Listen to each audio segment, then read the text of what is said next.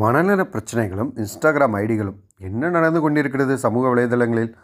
சண்டை காட்சி பார்த்து சிரிப்பவர்கள் சாடிஸ்ட் என்றும், சிறிய அளவு மறதி வந்தாலும் அவர்களுக்கு அம்னீஷியா என்றும், ஒரு முறை மேடையில் பயந்தவர்களை பார்த்து இவனுக்கு பேனிக் அட்டாக் என்றும் முத்திரை குத்துகிறார்கள்.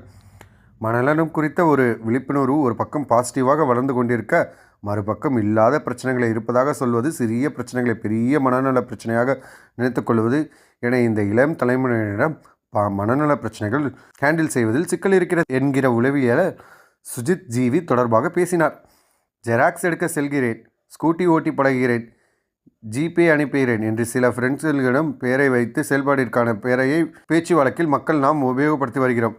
அதே போல மனநலம் சம்பந்தப்பட்ட பிரச்சனைகளும் பொத்தாம்பதுவாக இவருக்கு டிப்ரெஷன், இவருக்கு ஓசிடி, இவருக்கு அடிக்ட் என்றெல்லாம் பேசுவது இப்போதைய சமூக வலைதளங்களில் உலகில் சாதாரணமாக மாறி வருகிறது. சில பிரபலங்களும் நேர்காணலில் நான் மிகவும் சுத்தம் பார்க்கக்கூடிய நபர் என்பதை சொல்வதற்கு பதில் எனக்கு ஓசிடி என்று சொல்கிறார்கள். ஓசிடி என்பது அதீத சுத்தம் பார்ப்பது கிடையாது, அது ஒரு மனநல பிரச்சனையின் வெளிப்பாடு. இவருக்கு மனநல பிரச்சனை உள்ளதா என்பதை மனநல மருத்துவர்கள் மற்றும் உளவியல் நிபுணர்கள் கணிக்க இயலும். இது என்னமோ உண்மைதாங்க. சோஷியல் மீடியாவில் நம்ம வந்து சும்மா போய் பார்த்தோன்னு வச்சுக்கோங்களேன், உங்கள் லைஃப் இப்படி இருக்கா, அப்போ நீங்கள் இந்த பிரச்சனையில் இருக்கீங்க.